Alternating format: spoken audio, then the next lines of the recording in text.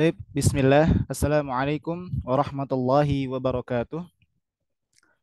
Alhamdulillah, assalatu wassalamu ala Rasulillah wa ala alihi wa sahbihi wa mawalah amma ba'd.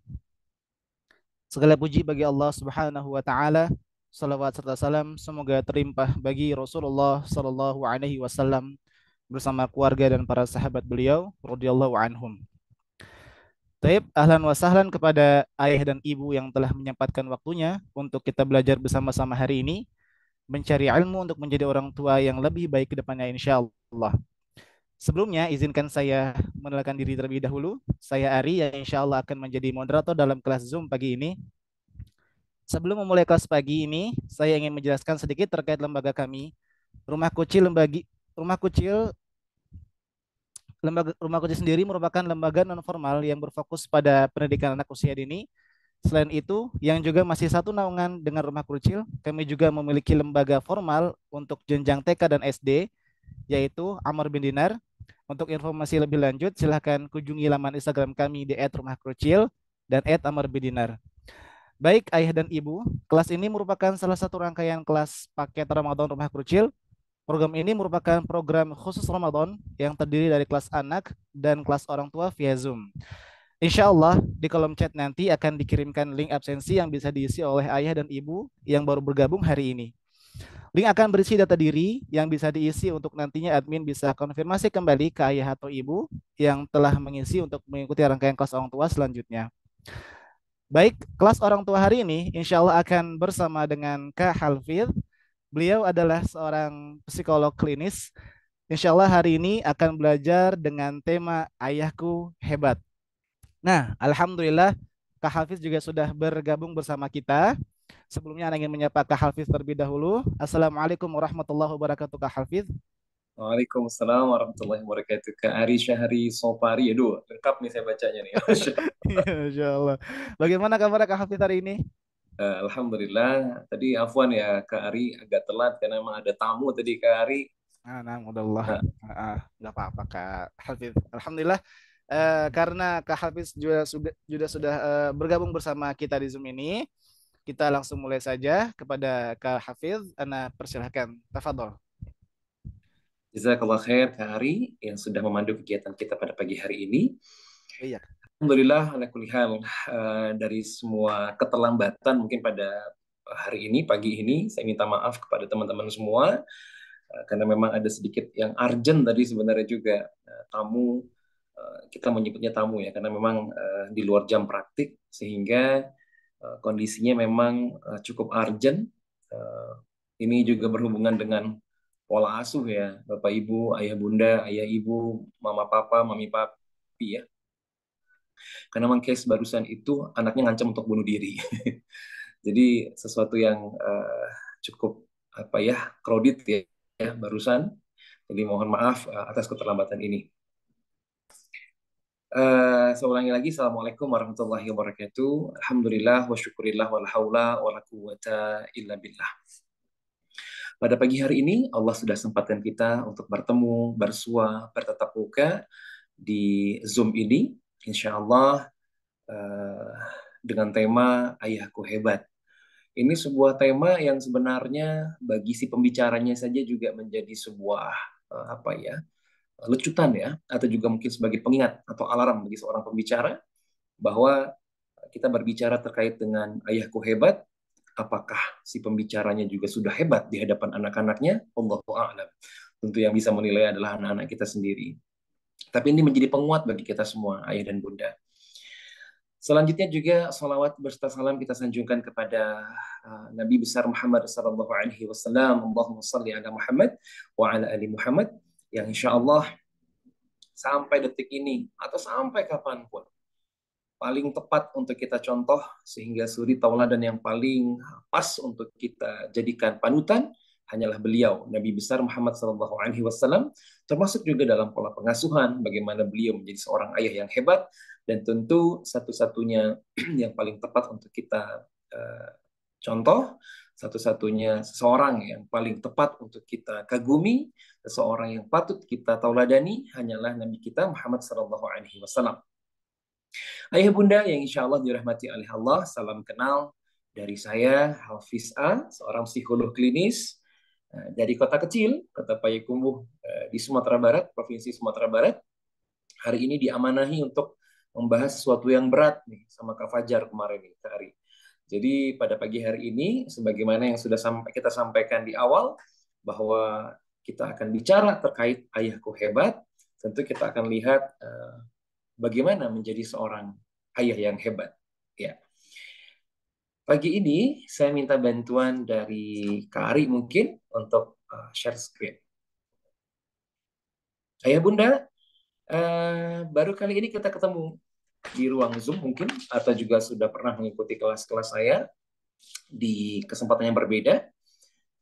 Rumah Kerucil, saya senang dengan tagline ya. Allahu a'lam ini tagline atau apa, tapi saya baca dari media sosialnya Rumah Kerucil, kelas bermain dan daycare, terus juga menciptakan kenangan dan memori indah keluarga. Wah, ini Masya Allah. Dan tumbuh bersama cinta. Pagi hari ini, kita kembali menyamakan persepsi sebagai orang tua, terkhusus pada ayah. Atau bahkan kalau seandainya ayah pada pagi hari ini belum sempat untuk hadir, mungkin diwakilkan oleh para ibu, atau bahkan juga ada calon-calon ayah atau calon-calon ibu yang juga mengikuti kegiatan di pagi hari ini. Semoga Allah siapkan kita untuk memahami sedikit ilmu yang akan saya sampaikan pada pagi hari ini. Tentu sesuai dengan tagline yang ada di Rumah Kerucil, menciptakan kenangan dan memori indah keluarga dan tumbuh bersama cinta. Karena memang mendidik hanya perlu dua hal. Pertama, keteladanan, dan yang kedua, cinta. Baik, para ayah, para bunda dimanapun berada, karena tema kita adalah tema tentang ayah, jadi izinkan saya nanti banyak menyinggung tentang ayah. Atau kalau seandainya nanti para bunda yang mewakili para ayah, mohon disampaikan sedikit ilmu ini kepada ayah. Kalau ayah tidak suka disampaikan secara langsung, mungkin bunda-bunda juga bisa mencatat, sehingga nanti bisa disampaikan kepada ayah dengan dalam bentuk bacaan, tulisan, atau juga rekaman. Ya, pada pagi hari ini saya bersama Rumah Kerucil dengan judul Menjadi Ayah yang Hebat. Boleh kita next? Ya, ayah dan bunda, ayah, papi, papa, abati, abi, dimanapun berada. Satu hal yang juga perlu kita awali, dan ini sangat penting menurut saya, dan insya Allah juga penting menurut kita bersama, dalam surah At-Tahrim ayat 6 itu Allah sudah mengatakan, duhai orang-orang yang beriman, peliharalah dirimu dan keluargamu dari api neraka yang bahan bakarnya adalah manusia dan batu.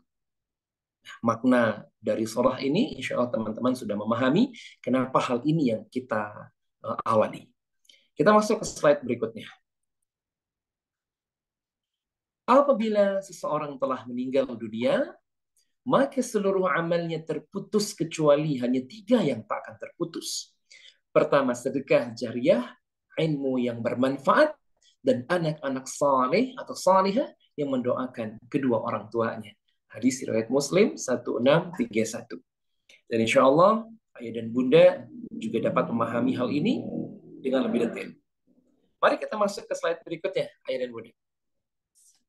Ya, judul kita sebagaimana yang sudah disampaikan oleh moderator kita, Kak Hari, bahwa menjadi ayah hebat karena maaf ya, ayahku hebat. Judulnya, temanya kan itu ya, ayahku hebat. Hanya saja saat ini karena pendengarnya adalah para orang tua, tentu kita mudahkan untuk membahas hal ini dengan kalimat ini. Menjadi ayah yang hebat. Ya, kita lihat lagi. Ya, saya yakin para ayah dan bunda, setiap orang tua punya seni mendidik anaknya masing-masing, ya, punya cara masing-masing, punya tips masing-masing, karena mendidik itu adalah sebuah seni. Ya. Maka tidak ada sesuatu yang harus disamakan, walaupun memang prinsipnya harus disamakan. Cuman dalam penyajian pengasuhan itu, setiap kita punya seninya masing-masing. Tapi sebelum kita bicara lebih panjang lebar terkait bagaimana menjadi seorang ayah yang hebat, ayah dan bunda, izinkan saya untuk membacakan sebuah surat untuk para ayah. Dimanapun sekarang ayah mendengar, atau kalaupun misalnya ayah belum mampu mendengar sekarang, mungkin rekaman-rekaman ini dapat disampaikan kepada para ayah nanti. Surat untuk ayah. Atau kita boleh juga ganti dengan surat untuk bapak, surat untuk abi, surat untuk abadi. Masya Allah. Sama. Ayah, bapak, abi, abadi, pulanglah. Aku tahu ayah sangat sayang kepada aku. Walaupun ayah jarang membisikkannya di telingaku. Pagi hingga sore hari ayah berada di luar sana. Senyuman yang ayah tampakkan ke mereka sangat indah. Ya, aku cemburu. Sebenarnya aku juga ingin menikmati senyummu itu. Tapi aku malu menyampaikannya. Karena kita tak terbiasa bercerita dan menebak rasa. Ayah, aku rindu pelukanmu. Bahkan aku lapar kasih sayangmu. Aku rindu bermain denganmu seperti dulu. Aku ingat saat itu engkau menggelitiku, aku lari dan engkau tangkap kembali. Ya, banyak yang ingin kuceritakan kepadamu, tapi aku tak tahu bagaimana cara membuatmu mau duduk bersamaku, duhai ayah. Jika sempat pulanglah. Saya pikir surat singkat ini dibacakan secara langsung ataupun tidak, ini ada di memori anak-anak kita. Mungkin dia bisa menyampaikan dalam bentuk tulisan, ataupun dia juga bisa menyampaikan dalam bentuk lisan. Atau bahkan dibicarakan dengan non-verbal. Bahasa-bahasa dari raut wajah mereka. Bahasa-bahasa dari body language mereka. Bahasa-bahasa dari air mata mereka. Ada sebuah kerinduan anak-anak kita untuk segera bertemu kembali dengan ayahnya. Sehingga ada sebuah sebutan, ayah pulanglah. Ada sebuah kerinduan.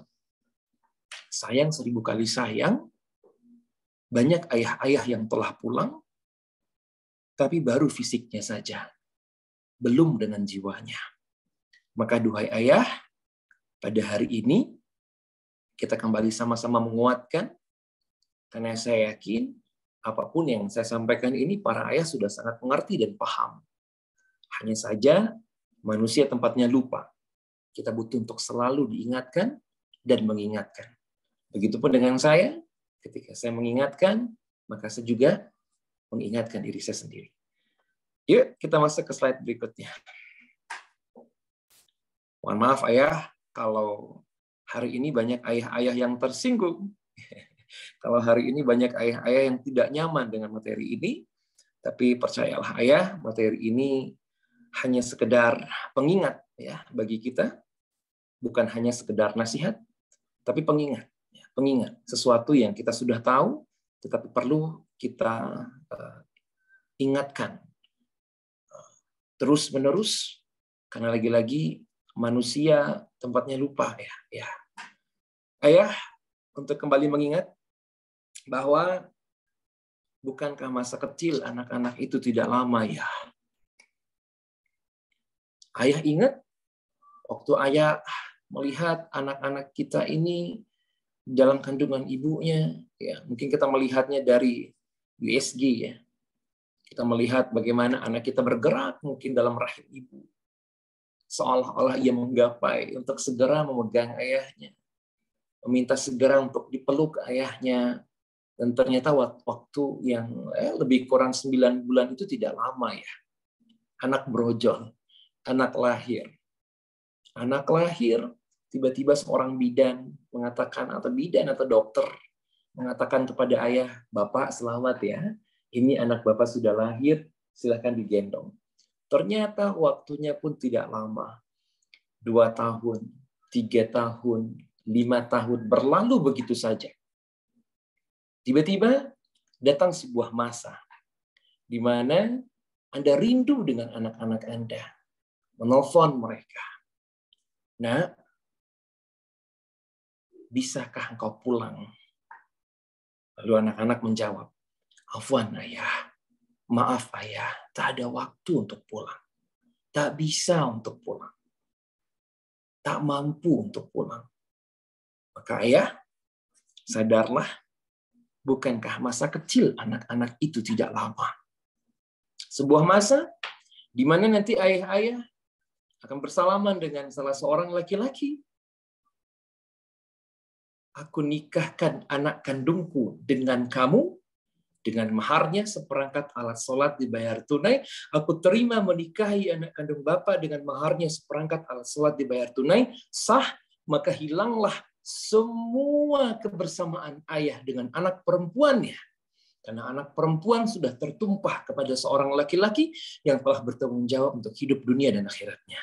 Duhai ayah, bukankah waktu bersama anak-anak kita tidak lama? Maka selagi waktu-waktu ini ada, jangan sampai waktu-waktu kita terhutang dalam pengasuhan terhadap anak-anak kita. Maka ayah bunda, kita akan lebih dalam membahas hal ini dengan slide berikutnya.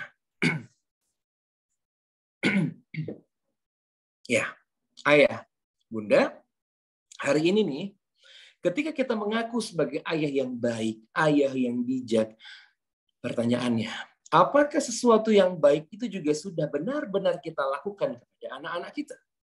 Ya. Ada ayah yang bilang, sudah. Ada ayah-ayah yang bilang, ya belum. Apakah hari ini kita telah mengusap kepala mereka? Apakah hari ini kita telah menggendong mereka? Apakah hari ini kita telah mengecup kening mereka? Apakah hari ini kita telah memeluk mereka? Apakah hari ini kita telah melihat mata mereka, tatapan mata dengan mata? Apakah kita telah mendengarkan suara hati mereka? Apakah kita sudah bertanya apa yang kamu rasakan hari ini, nak?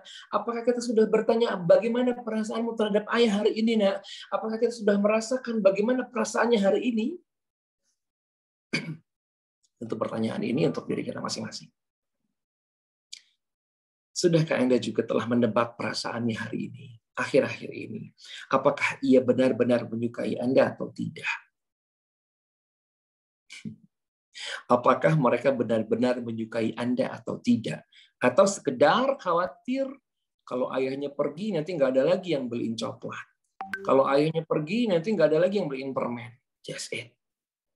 Duhai para ayah, banyak anak-anak kita, banyak sekali anak-anak kita yang ternyata tidak nyaman dengan kehadiran kita. Atau banyak anak-anak kita yang mengharapkan kita hadir di rumah-rumah mereka, di rumah-rumah kita, tetapi ternyata harapan mereka hadir itu hanya sebatas barang yang Anda bawa. Bukan kerinduan dengan sosoknya. Duhai ayah, bukankah masa kecil anak-anak tidak lama? Tapi duhai ayah dan bunda, boleh kita next lagi? Boro-boro merasa memiliki ayah yang care terhadap mereka. Beberapa kesalahan terhadap mereka saja masih menjadi langganan di rumah kita. Coba Kak Ari next dulu. Mari kita cek. Ya. Minimal ada 10 jenis kesalahan orang tua, khususnya mungkin ayah, yang pernah terjadi di rumah-rumah kita. Mungkin banyak puluhan ya. Ratusan bahkan juga. Atau bahkan ribuan kesalahan-kesalahan kita. Tapi minimal 10 saja dulu yang mau saya sampaikan kepada para ayah. Ini loh ya, boro-boro anak merasa memiliki ayah yang care, yang sayang, yang peduli, yang perhatian sama mereka. Beberapa kesalahan ini saja masih sering terjadi di rumah-rumah kita. Lalu bagaimana caranya mereka, anak-anak kita ini, merasa rindu dengan kehadiran kita? Boro-boro anak-anak menyebut, gue punya ayah yang hebat. Boro-boro mereka bilang, saya punya ayah yang hebat. Atau boro-boro mereka bilang, saya punya ayah yang luar biasa, lebih dari ayah kalian. Duhai para ayah, boro-boro mereka ngatain semacam itu, kalau 10 hal ini saja masih terjadi di rumah-rumah kita. Di antaranya ya, physical abuse. Masih gitu ya, ngerasa zaman, kalau nggak dikerasin tuh anak dia nggak ngerti. Masih ya? Nggak ya. Karena masih banyak di antara kita, kalau anak tuh nggak dijewer, anak nggak dicubit, anak nggak dipukul, dia nggak ngerti-ngerti. Gitu. Berarti masih banyak nih ya. Ya syukur-syukur ayah-ayah yang hadir di sini nggak gitu ya. Tapi ayah-ayah di luar sana butuh bantuan kita sama-sama ya. Kudu selalu diingetin bahwa memberikan sebuah kesepakatan pada anak-anak nggak membutuhkan pukulan, nggak membutuhkan jeweran. Untuk memukul anak-anak yang 10 tahun saja, ketika dia tidak mau sholat, itu ada teknisnya, ada caranya, ada step by step-nya. Nggak langsung dipukul, kamu ayo sholat cepetan, dasar durhaka, sama nih kayak ibumu, telat bangunnya gitu. Ibunya diikut-ikutin gitu ya, dibawa-bawa. Aduh. Nggak gitu juga ya. Anak-anak yang misalnya di 10 tahun, karena ada perintah ya, pukullah anakmu ketika dia tidak mau sholat atau belum mau sholat. Maka di anak-anak 10 tahun juga tidak serta-merta langsung dipukul. Ada nasihat dulu. Ya, ada pengingat dulu. Ada qala Allah wa qala Rasul. Lalu pada akhirnya, nak, afwan ya nak. Ayah sudah ingetin. Ayah sudah sampaikan.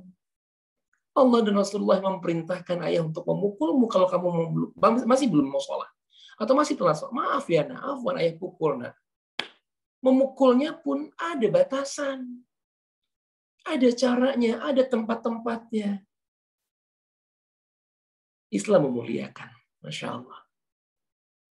Yang kedua, boro-boro anak merasa care dan anak merasa ayahnya hebat. Pengabaian masih terjadi di rumah-rumah kita. Penyiksaan emosi masih terjadi di rumah kita. Terjadinya penolakan masih terjadi di rumah-rumah kita. Orang tua yang bersikap acuh masih terjadi di rumah kita. Di hadapan anak-anak kita. Contoh sederhana. Mafaza, anaknya Kak Fajar, bawa gambar ke abatinya. Ini hanya contoh ya, Abati ya. Abati, lihat nih. Gambar Mafaza bagus ya, Abati. Lihat nih, gambar Mafaza gambar kucing. Terus tiba-tiba, Abatinya lagi main handphone. Kak Fajar. Oh iya, bagus ya. Tapi ya, Abatinya sibuk dengan handphone. Ini termasuk kepada pengabaian, penolakan, atau orang tua yang bersikap acuh. Sama. Mirip-miripnya gitulah. Kalau teorinya kan satu persatu ya. Tapi kalau kita lihat dalam situasi ini ya bisa disamakan. Ini hanya ilustrasi ya, bukan kenyataan ya. Kalau ke Fajar sih insya Allah oke lah sama anak-anak udah khatam itu semua gitu. Insya Allah. Penolakan terjadi. Tapi ternyata sebentar kita keluar dari ranahnya sedikit. Tapi ternyata banyak juga loh orang tua yang pada akhirnya lebay. Abati lihat nih gambar Mafaza bagus. Masya Allah gambar Mafaza bagus sekali. Abati suka loh. Ini gambar apa nak? Gambar kucing Abati. Wah Masya Allah gambar kucing bagus sekali gambar kucingnya. Hati-hati ayah bunda. Ayah hati-hati. Sesuatu yang ketika dinilai dengan sangat berlebihan, sedangkan itu tidak sesuatu yang harus dipuji sedemikian, maka hati-hati dengan tumbuh kembang anak-anak kita juga. Anak-anak kita tumbuh dan berkembang menjadi anak-anak yang tidak siap dikritisi. Pada akhirnya anak-anak kita menjadi sangat down kalau seandainya lingkungannya tidak bisa menilainya secara positif. Makanya banyak anak-anak remaja sekarang dinilai jelek aja sama teman-temannya langsung ngedown, bikin status, gue pengen bunuh diri, dan sebagainya. Ya. Maka sejujurnya saja dan sewajarnya saja ketika anak-anak kita memperlihatkan sesuatu gambarnya kepada kita, Abati, lihat nih gambar. Kalau anak saya Hawa nih, bagusnya Abati. Masya Allah. Gambar Hawa ya nak ya? Ini gambar apa nak? Gambar kucing Abati. Mulai jujur di sini. Wah, gambar kucing. Bagus sih, tapi kok seperti nggak kelihatan kayak kucing ya nak ya? Kok Abati nggak kayak cacing ya? Ekor itu kayak cacing loh. Yuk kita benerin sama-sama. Lebih tepatnya begitu. Sehingga tidak semua juga kita respon dengan sesuatu yang berlebihan. Ya, ini kalau keluar dari kesalahan-kesalahan orang tua ya, dari yang 10 hal tadi itu. Ya. Terus juga banyak juga orang tua di poin yang ke-6 memberikan teror kepada anaknya. Kalau nggak mau ini diteror. Ya. Bahwa dalam agama kita pada usia anak-anak tentu bukan hanya surga dan neraka ya yang kita jelaskan. Tetapi sesuatu keindahan-keindahan di surga itu akan lebih baik kita sampaikan kepada anak-anak kita. Nah, nanti kalau kita sholat, nah, Masya Allah, Allah sangat sayang sama kita. Nah. Allah makin sayang, Allah mudahkan semuanya untuk kita. Nah. Allah berikan kita surga, Allah berikan bla bla semuanya. Reward bagi anak-anak ini penting sekali. Karena pada anak-anak 5 tahun ke bawah tersebut termasuk misalnya neraka, nanti ya kalau kamu nggak sholat kamu dihukum loh sama Allah. Ini hati-hati dengan hal-hal semacam ini. Pada akhirnya kalau kita selalu menyebutkan punishment, lupa mengapungkan kebaikan-kebaikan yang juga Allah telah persiapkan, maka pada akhirnya anak-anak merasa sangat tidak nyaman dengan agamanya, dengan ajaran agamanya, tidak nyaman dengan ajaran Rasulullah SAW. Kenapa? Karena selalu kita hanya menyebutkan keburukan, punishment, dan lain sebagainya kalau dia tidak melakukan sesuatu. Hati-hati, ayah dan bunda. Khusus untuk ayah-ayah. Jadi, memang berat ya untuk jadi ayah yang hebat. Berat sekali. Karena setiap hari itu adalah proses untuk belajar bagi ayah. Kenapa ayah harus belajar? Karena ilmu terus bertumbuh dan berkembang. Update terus ya. Terus selanjutnya ayah-ayah banyak juga orang tua yang mengasingkan anak-anaknya, memberikan pengaruh buruk pada anak-anaknya. Memberi pengaruh buruk kepada anak-anak diantaranya adalah contoh nih. Dengar ya, Mafaza. Pokoknya berarti nggak pengen Mafaza nanti kalau udah gede ngerokok ya. Ya, ini ayahnya lagi nasihatin Mafaza lagi ngerokok. Jadi ini juga bagian dari memberikan pengaruh yang buruk pada anak-anak. Atau misalnya ketika lagi azan. Udah azan, Mafaza, udah azan lu. Masih belum sholat aja lah. Abatinya masih ngerjain tugasnya. Ayo, ini pengaruh yang buruk. Ya gimana anak mau contoh? Ingat tadi dua hal. Dua hal yang benar-benar anak-anak itu belajar dari kita adalah pertama, keteladanan. Yang kedua, cinta. Yang paling penting ya. Yuk kita lanjut lagi ya. Di sini yang ke-9 ada namanya eksploitasi. Eksploitir ini juga sering terjadi di rumah-rumah kita, di hadapan anak-anak kita. Eksploitasi. Eksploitasi hal yang sederhana itu adalah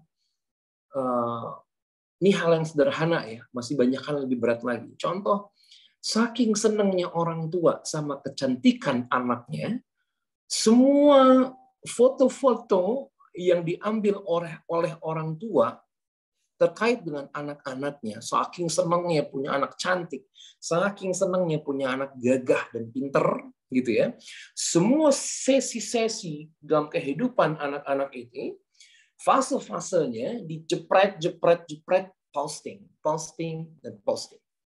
Untuk apa? Untuk mendapatkan like yang banyak dari juga banyak orang.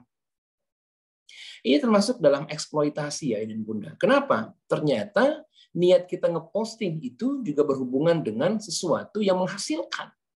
Apa yang menghasilkan? Pujian diantaranya. Jadi ayah dan bunda ini termasuk dengan eksploitasi. Belum lagi dalam agama kita hati-hati ya.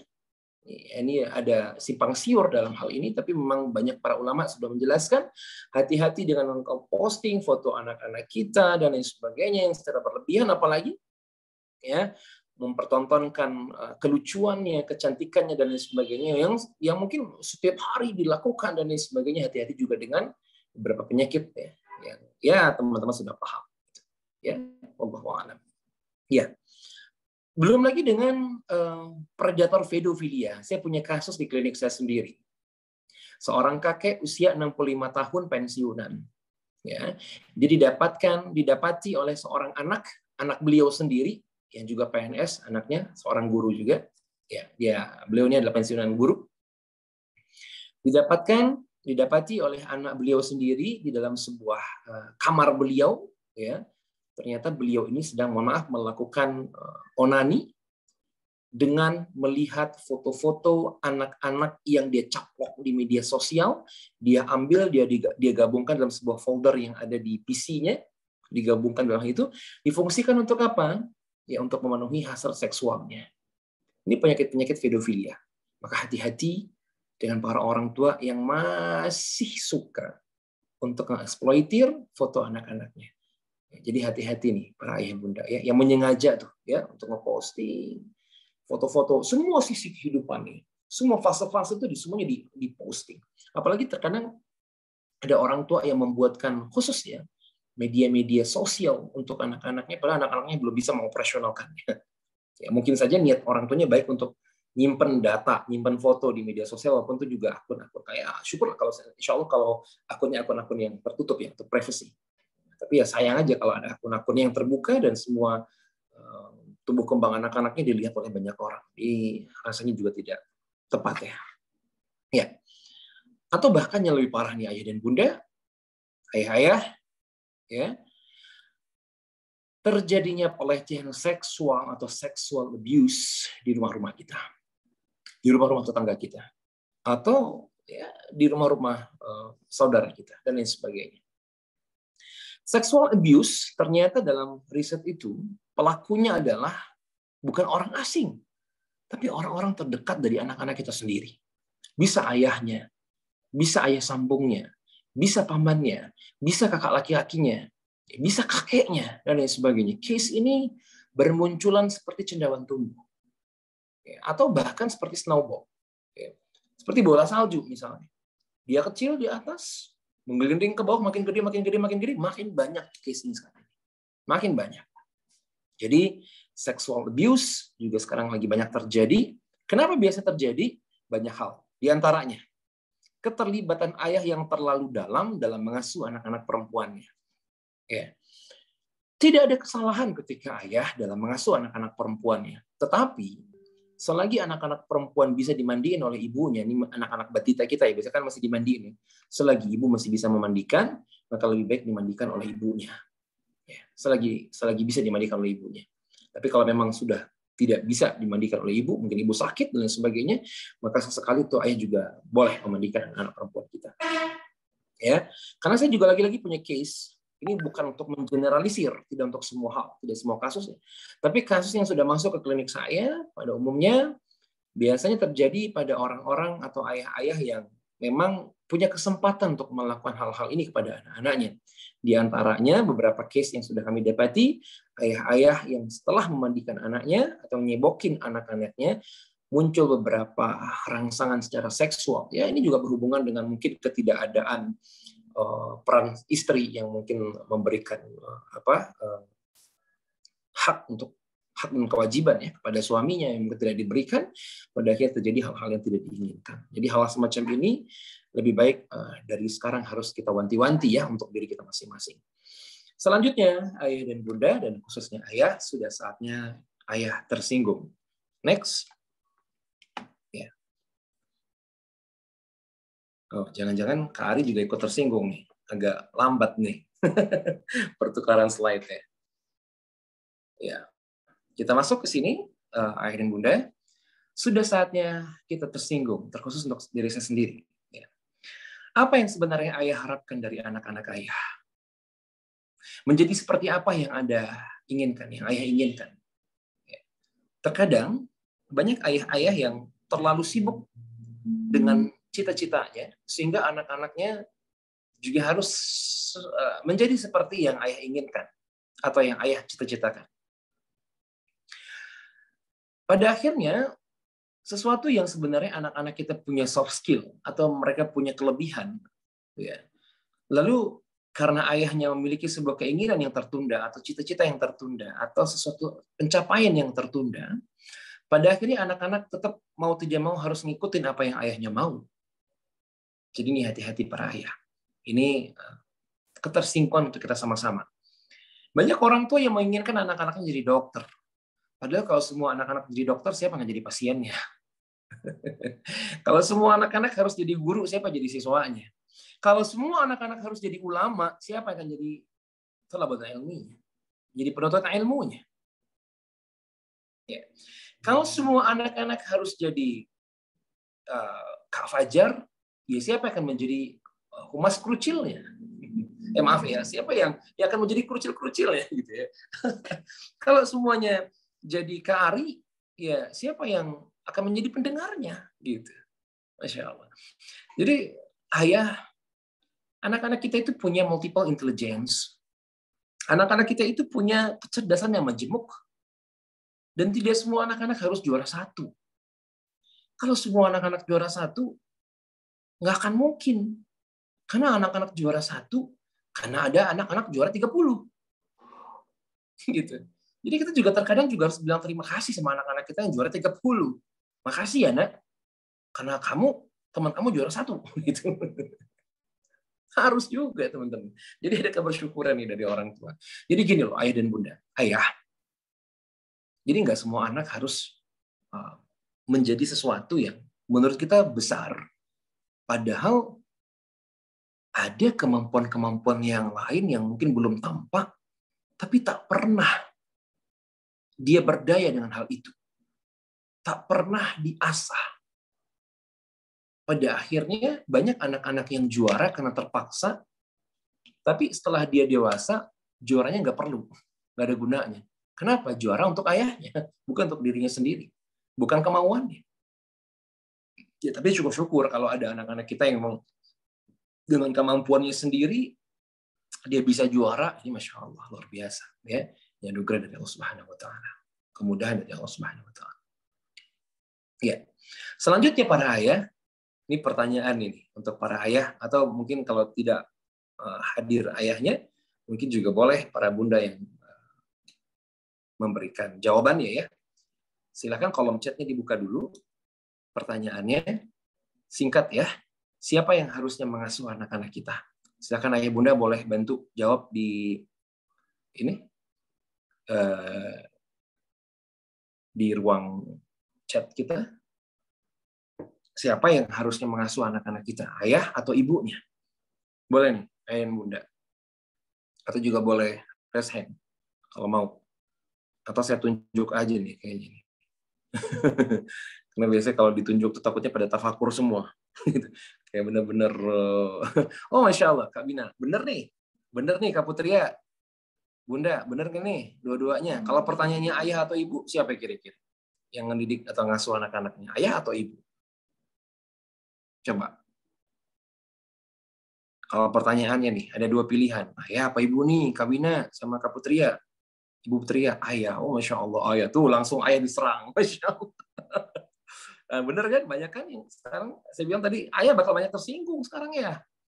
Ya, karena ini waktunya kita untuk tersinggung. Kalau ayah nggak merasa tersinggung, kalau Kak Ari nggak tersinggung, ya udah kita nggak usah bener terus gitu. Al-Ummu Madrasatil Ula, ibu madrasah pertama bagi anak-anaknya. Betul, sahih. Betul sekali. Tapi duhai ayah dan bunda, kalau ditanya nih siapa yang harusnya mengasuh anak-anaknya? Jawabannya benar, ayah dan ibunya. Hah? Ayah dan ibunya. Jangan kejebak nih. Nanti ada bertanya, pilih dong, ayah apa ibunya gitu. Jawabannya siapa? Ayah ibunya tetap. Ayah ibunya. Kalau ayahnya meninggal gimana?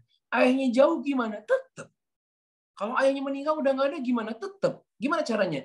Ada lisan-lisan para ibu yang harus menjelaskan tentang kebaikan para ayahnya di hadapan telinga anak-anaknya, di hadapan mata anak-anaknya, di hadapan tubuh anak-anaknya. Nah, kita punya ayah yang hebat, nah. Ayah bertanggung jawab. Ayah sayang sama kita. 0 sampai 18 tahun adalah usia anak-anak di Indonesia. Maka di usia 0 sampai 18 tahun, anak-anak berhak mendengarkan kebaikan tentang ayah-ayahnya, tentang ibu-ibunya.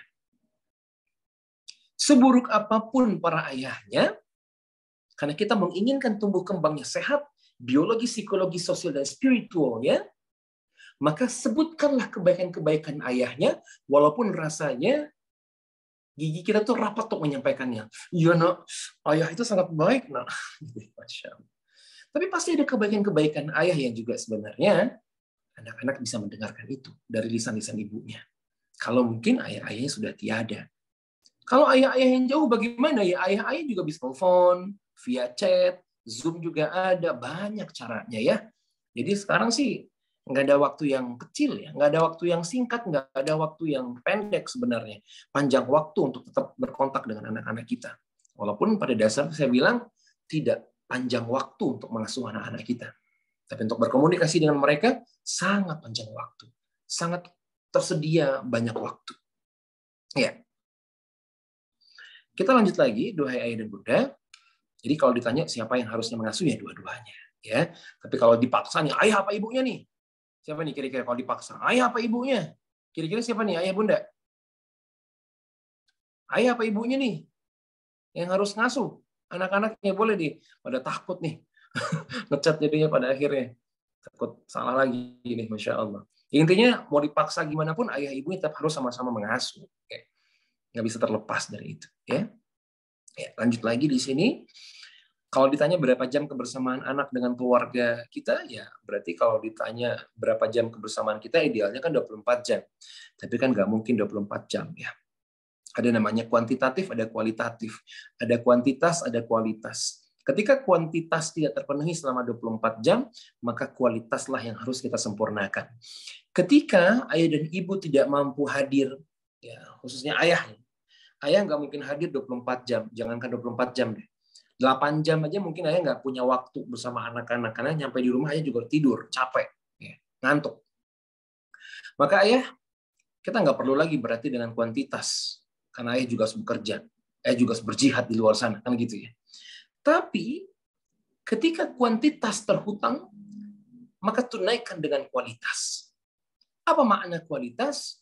Ketika ada waktu 1 jam, 2 jam, 15 menit, 10 menit, hanya ada waktu itu bersama anak-anak, maka sempurnakanlah lisan-lisan kita, ya, sempurnakanlah telinga kita, sempurnakanlah mata kita, sempurnakanlah bahu kita, sempurnakanlah tubuh kita untuk siap mendengarkan cerita mereka. Untuk siap memberikan reinforcing kepada mereka, penguatan kepada mereka. Untuk siap mendengarkan cerita mereka, untuk siap mendengarkan keluh kesah mereka, untuk siap mendengarkan kritikan mereka kepada kita. Kualitas, tidak dengan kuantitas. Karena 24 jam nggak mungkin ada waktu bersama anak-anak kita. Karena kita juga harus ke WC, ya, kita harus keluar, kita harus ini dan sebagainya. Ayah, pulanglah. Ya, pulanglah bukan hanya sekedar badan, tapi juga dengan jiwa. Terus ayah, apa yang sebenarnya ayah lakukan bersama anak-anak ayah? Ya jelas banyak hal, ya, yang bisa ayah lakukan bersama anak-anak ayah banyak. Sekarang untuk mempersingkat waktu, saya juga akan bertanya ini agak urgent untuk ditanyakan sebenarnya. Apakah ayah tahu minuman dan kesukaan anak-anak ayah? Hobinya apa? Warna kesukaannya apa? Minat dan bakatnya apa? Lalu apa yang mereka suka dari ayah dan apa yang mereka tidak suka dari ayah? Kak Ari, izinkan ya Kak Ari, kalau saya tunjuk satu ayah di sini, boleh ya Kak Ari? Oke. Iya boleh Kak. Ini namanya nama bunda semua nih, Masya Allah. Ada ayah Joko, Masya Allah. Ada, iya ya, kebanyakan para bunda ya. Ada ayah Muhammad Nasrullah, Masya Allah. Tafadhol, ayah, kalau ayah mau berkenan tanpa ditunjuk, sangat bagus sekali.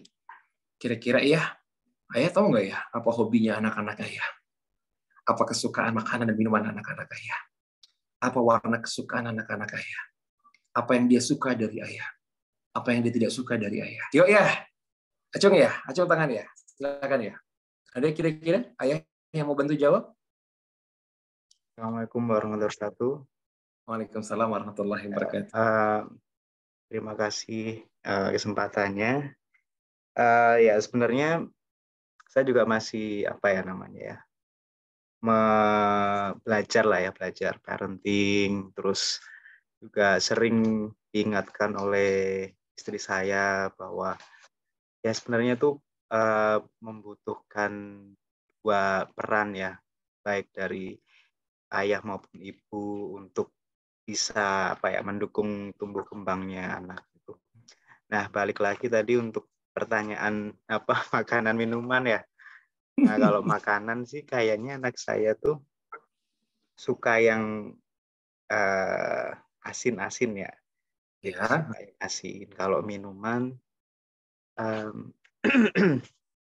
dia lebih kayak teh ya, mungkin kayak sirup teh gitu sih.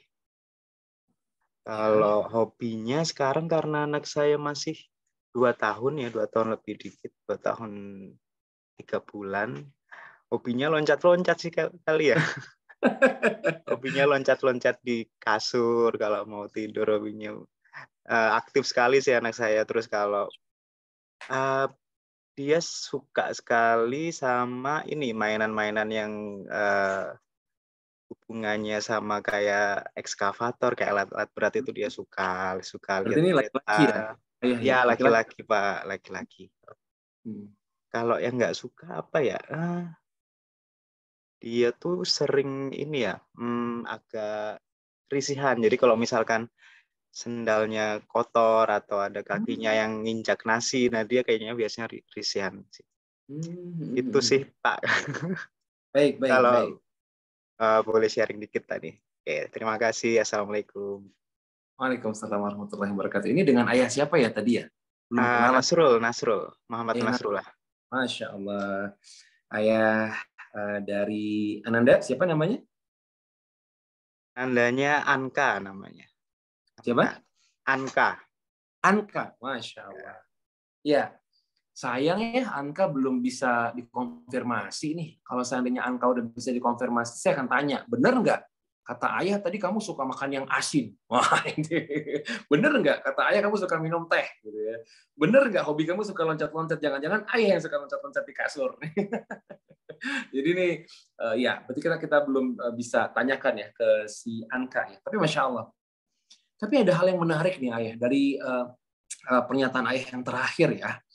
Anak ayah di usia 2 tahun dia suka risihan. Risihan misalnya kayak ada yang kotor, dia nggak nyaman, sendalnya ada nasi, dia nggak nyaman. Nah, ayah ini perlu untuk menyegerakan stimulasi sensori integrasi. Ya. Jadi ayah harus sering-sering bawa anak misalnya nih, kalau keluar nggak usah pakai sendal dulu. Kalau misalnya anak ayah misalnya udah 2 tahun ya, 2 tahun kan udah bisa lari ya. Jadi ajak lari-lari tuh di rumput-rumput basah ya. Ini cukup bagus nih untuk merangsang ya sensori integrasi anak-anak khususnya di bagian kakinya. Ini bagus sekali nih. Jadi karena ini memang biasanya nih ada berkelanjutan nih ya. Kalau pada ini boleh sedikit ya kasih bocoran dikit. Kalau pada anak-anak tumbuh kembang ya, yang di ruang-ruang praktik kami itu dalam pemeriksaan tumbuh kembang, anak-anak yang memang memiliki gangguan-gangguan agak risih, nggak nyaman ya dengan beberapa hal yang mungkin lembek ya, atau hal-hal yang mungkin agak ya intinya sesuatu yang kasat dan lain sebagainya, ini ada baiknya untuk dibantu stimulasi ya.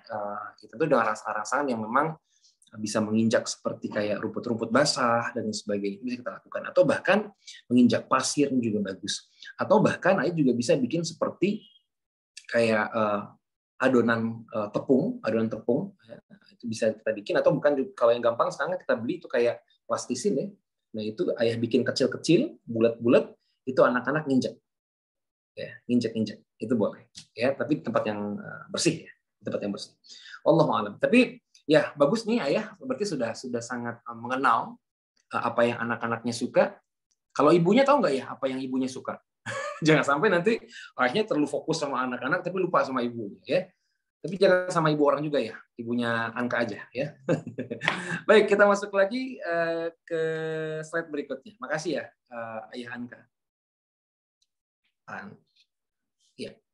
Di slide berikutnya ayah dan bunda, sebentar, jadi saya lupa sedikit memberikan penguatan bahwa maka ayah dan bunda, kalau seandainya para ayah nih nggak ngerti sama apa yang disuka sama anak-anaknya, jangan salahkan nanti ketika anak-anak tuh bad mood ya. Ayah belikan anak baju warna merah, sedangkan anak sukanya warna biru. Ini biasanya ada bad mood nih pada akhirnya nih. Anak nggak mau pakai dan lain sebagainya. Tapi respon orang tua juga langsung negatif ya. Kamu ya udah dibeliin baju nggak dipakai, nggak bilang terima kasih lagi. Nah ini hati-hati. Padahal ada 2 persepsi yang tidak bertemu. Maka dalam hal ini penting sekali ya hal-hal ini kita lakukan untuk menyamakan sebuah persepsi. Mana? Ini mau dipakai lagi soalnya nanti.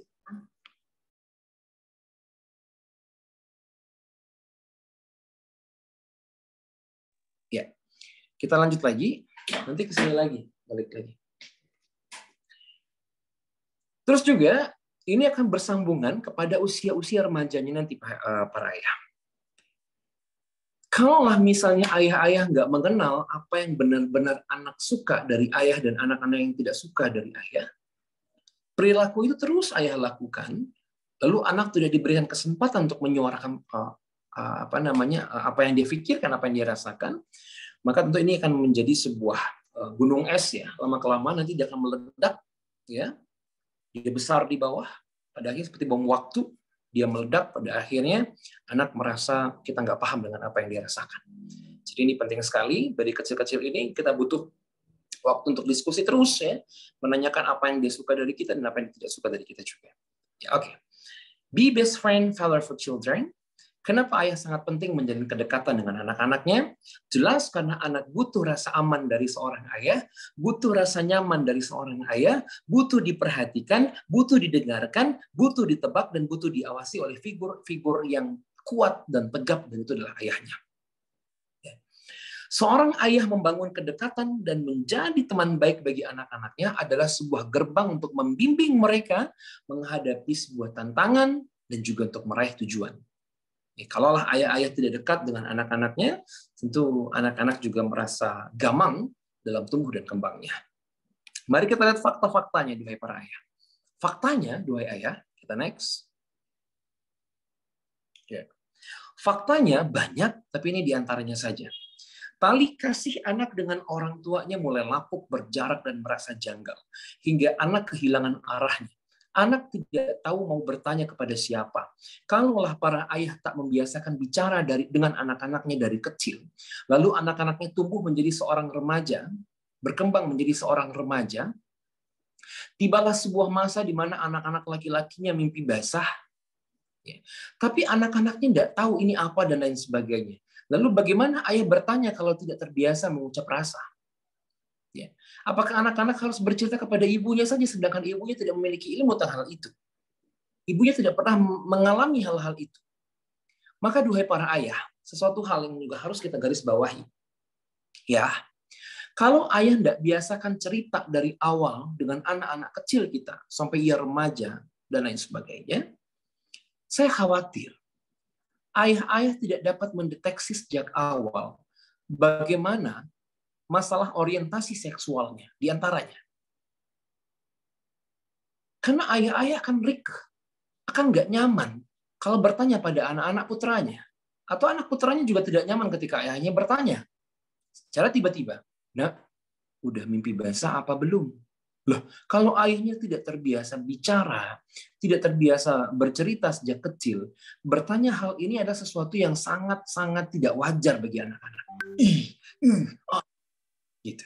Ataupun anak-anak juga merasa kayaknya, aduh takut nih, beban nih, ngomong sama ayah, ngomong sama abati, ngomong sama abi nih, ngomong beginian lu, aduh gak nyaman nih. Gitu. Deteksi awal untuk melihat disorientasi seksual atau tidak seorang anak, ini deteksi awal ya. Deteksi awal adalah dari mimpi basahnya ini. Contoh, kalau ayah bertanya pada anaknya, "Nak, mimpi basah udah apa belum?" "Udah ya." "Dalam mimpi itu ada laki-laki atau perempuan, Nak?" "Laki, perempuan." Nah, ini hati-hati nih. Kalau laki-laki jawabannya anak-anak, berarti kemungkinan besar terdeteksi secara dini bahwa anak-anak kita memiliki disorientasi seksual atau penyimpangan seksual. Berarti kemungkinan besar dia menyukai sama jenis. Lah kalau ayah-ayah tidak terbiasa bercerita, tidak terbiasa bertanya, ayah-ayah tidak bisa mendeteksi ya. Sehingga ayah-ayah tidak bisa memberikan pertolongan pertama pada anak-anaknya. Maka ini berlanjut dalam sebuah perasaan-perasaan yang terjebak dengan hal itu. Jadi ini ayah-ayah penting sekali. Ya, ayah penting sekali. Begitupun dengan ayah-ayah dengan anak perempuannya. Kalau anak-anak perempuan nggak dekat sama ayah-ayahnya, ini sederhananya saja, masih banyak hal yang bisa kita bahas. Ya. Tapi secara sederhana saja. Banyak anak-anak perempuan yang nggak mau dekat sama ayahnya di usia remaja. Kenapa? Karena ayah tak pernah terbiasa untuk menebak rasa sejak masa kecil-kecilnya. Anak tidak pernah dipeluk, anak tidak pernah bercerita di pundak ayahnya, dan lain sebagainya. Maka jangan salahkan anak-anak kehilangan figur utamanya adalah ayahnya. Anak-anak kehilangan figur laki-laki utamanya adalah ayahnya. Anak-anak kehilangan kehangatannya adalah ayahnya. Sehingga ketika remaja, dia buru-buru keluar sana mencari laki-laki yang bisa menjadi sandaran untuk kepalanya, untuk curhatnya, untuk mendengarkan ceritanya. Lagi-lagi, kemana para ayah? Sesederhana itu? Ya, betul. Walaupun memang banyak lagi bahasan yang lain ya dari hal ini. Ini yang banyak terjadi. Oh iya, habis tadi susunya. Ada yang ya, suaranya ada yang bocor nih ya. Lagi. Ayah adalah figur otoriter yang selalu benar dan anak selalu salah. Mungkin beberapa di antara kita masih menggunakan 3 pasal di rumah-rumah kita. Pasal pertama, ayah selalu benar. Pasal kedua, anak selalu salah. Pasal 3, kalau anaknya benar kembali lagi ke pasal pertama. Pokoknya ayahnya yang paling benar. Otoriteri. Ya, ayah-ayah dengan figur-figur otoriteri. Figur-figur otoriter ini adalah figur-figur di mana pokoknya dengerin ayah. Ayah yang benar. Ayah udah lama hidup loh ini. Udah makan asam garam kehidupan ini loh. Udah sekian tahun ayah hidup. Ayah lebih ngerti dari kamu. Nih, hati-hati nih para ayah ini. Hati-hati. Hati-hati. Terkadang kita juga butuh belajar dari anak-anak dan pengalaman anak-anak. Ya. Jadi ayah-ayah yang otoriter seperti ini tentu ini menutup ya waktu-waktu untuk komunikasi, menutup kesempatan-kesempatan untuk berkomunikasi, menutup trust, menutup belief. Ini hati-hati nih para ayah. Kita lanjut lagi. Fakta selanjutnya. Intensitas pertemuan nggak lagi berkualitas. Tadi udah saya bahas di awal bahwa jikapun kita terhutang dalam bentuk kuantitas yang nggak bisa kita sempurnakan dalam waktu yang panjang dalam pengasuhan, maka ada namanya waktu-waktu yang berkualitas. Itu yang perlu kita sempurnakan. Satu hari ketemu sama anak, sepekatnya lagi kita harus bekerja lagi. Cuman malam ketemu anak setengah jam, betul-betul dimaksimalkan, membaca cerita untuk mereka, berkisah untuk mereka, storytelling untuk mereka, memeluk mereka, mengajak mereka bercanda, jadi kuda-kuda itu tubuh kita. Duhai para ayah, ayolah berbenah. Sama-sama kita mengingatkan nih. Selanjutnya nih. Yang keempat. Ayah mengontrak pengasuhan pada istrinya dan orang ketiganya. Ya, hingga cenderung tidak mau tahu. Masih banyak ayah-ayah yang bilang begini. Aku sudah kerja. Saya sudah kerja. Tolong jaga anak-anak saya. Bikin anak-anak saya soleh dan soleha. Titik. Semuanya sudah saya maksimalkan untuk kalian di rumah ini. Apalagi yang kurang? Nih, ayah-ayah yang agak sedikit ini ya, agak sedikit gimana gitu ya. Atau bahkan ayah-ayah yang merasa, aduh saya nggak mungkin lagi nih ngapal-ngapal doa-doa harian nih. Udah dicariin aja deh guru-guru bantu. Gitu. 5 tahun pertama, jangan lupa ya, 5 tahun pertama tugas ayah sama bunda harus benar-benar selesai. Di antaranya apa? Menjadi penyimak yang baik dan menjadi penyampai yang baik. Penyimak maksudnya adalah bagaimana seorang ayah bisa mendengarkan setiap lisan dari anak-anaknya. Oh ya begitu ya nak. Secara empatik. Dan penyampai yang baik ada sesuatu yang memang kita contohkan dari lisan kita juga. Contoh sederhana. Yuk, hari ini kita ngapalin doa setelah makan. Yuk, hari ini kita ngapalin doa keluar rumah. Yuk, hari ini kita ngapalin doa bercermin. Yuk, hari ini kita ngapalin doa masuk masjid dan sebagainya. Nah, hal-hal semacam ini harus maksimal di usia 5 tahun nih, para ayah dan bunda. Maka jangan cepat-cepat cari pengganti. Nanti ayah dan bunda sendiri yang cemburu di akhirat. Ya, karena amalnya ini amal jariah ya. Ketika anak-anak diajarkan oleh para ustadznya, para ustadzahnya, asatiznya dan asatizahnya, para mu'alim dan mu'alimahnya, kita mengontrak pengasuhan pada orang-orang ketiga, lalu anak-anak kita diajarkan Al-Fatihah, ya, dibaca sekian kali dalam sehari, ya.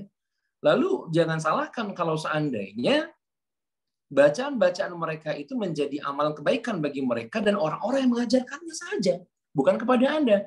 Bukan Anda pengajar utamanya, bukan Anda penyampai pertamanya. Maka cemburulah dari sekarang nih ayah-ayah. Kita duluan nih yang ngajarin mereka. Kita duluan nih yang ngebantu mereka untuk ngapal sesuatu yang enteng-enteng untuk harian kita. Termasuk kita juga sama-sama belajar. Gitu. Jadi walaupun rumah kerucil udah ada, sekolah SD-nya udah bagus juga, tapi tetap al-umum madrasatul ula, ya. Ibu adalah madrasah pertama bagi anak-anaknya. Tapi ingat juga, di atas madrasah ini ada kepala sekolahnya. Siapa itu? Ayah-ayahnya sebagai penentunya. Ya, ini ayah-ayah berarti lagi-lagi jangan sampai ketinggalan, ya. Jangan sampai ketinggalan, ya. Hati-hati, ya. Terus selanjutnya para ayah. Banyak juga orang tua sekarang yang menganggap anaknya telah dewasa, tidak butuh curhat, tidak butuh berbagi cerita, tidak butuh menebak rasa. Pada akhirnya banyak orang tua yang membiarkan anak-anak udah gede, dia udah besar, dia nggak perlu lagi diajak bicara. Padahal semakin besar anak-anak kita, semakin butuh waktunya mereka untuk ditebak perasaannya. Walaupun memang di antara mereka banyak terlihat risih kalau selalu dipeluk, kalau selalu dibelai pada anak-anak remaja kita, tapi percayalah, perasaan mereka tetap ingin ditebak. Percayalah para ayah. Maka semakin dewasa anak-anak kita, semakin remaja anak-anak kita, maka semakin dekatlah dengan anak-anak kita, terkhusus dalam masalah komunikasi. Selanjutnya juga, nanti akan datang sebuah masa, ya, ayah-ayah rindu bercerita dengan mereka, tapi mereka sudah sibuk dengan anak-anak mereka. Ya, mulai dari sekarang, yuk ya, curhat sama anak-anak. Cerita sama anak-anak. Yuk, kita masuk lagi ke slide berikutnya. Udah jam 11 aja nih. Yuk, bismillah. Masuk slide berikutnya, Kak Ari. Iya. Anak tengah dilanda bencana. Kasus demi kasus bermunculan, Mbak Cendawan tumbuh. Anak-anak tengah dilanda bencana. Bencana moral, bencana adab, bencana akhlak, bencana etika. Mereka lepas tidak berarah kemana ayahnya. Yang ditanya, kemana ayahnya? Karena ayah-ayah saat ini masih banyak yang nyalahin lingkungannya. Anak saya tuh begini jadi berandal begini nih, anak saya tuh nggak mau dibilangin gara-gara teman-temannya di luar sana, gara-gara teman-temannya di lingkungan sosialnya. Lah pertanyaannya, anak-anak bisa keluar dari rumahnya karena apa? Karena nggak nyaman sama ayahnya. Anak-anak lebih memilih bersama teman-temannya karena nggak nyaman sama orang tuanya. Maka lagi-lagi kita butuh bercermin ya, walaupun nggak semuanya ya, tapi dalam tanda kutip hal-hal ini banyak terjadi di sekitar kita. Kita masuk lagi ke slide berikutnya. Di antara contoh bencana yang paling besar adalah bencana yang paling besar saat ini adalah kita tidak sadar bahwa kita sedang dalam bencana dan bencana itu ada di telapak tangan kita, yaitu gadget. Dengan gadget mereka tak lagi peka dan peduli dengan lingkungannya, sosialnya. Dengan gadget mereka juga terpapar dengan porno aksi, pornografi. Dengan gadget mereka juga tidak pandai menempatkan adab dan akhlak kepada orang-orang yang lebih besar darinya, sesama besar, lebih kecil darinya. Hilang semua hal-hal yang rasanya wajib mereka lakukan. Ya. Di antaranya selanjutnya adalah ya, di antara hal-hal yang masalah gadget ini ya, kita next dulu Kak Ari. Ya. Lihat di sini.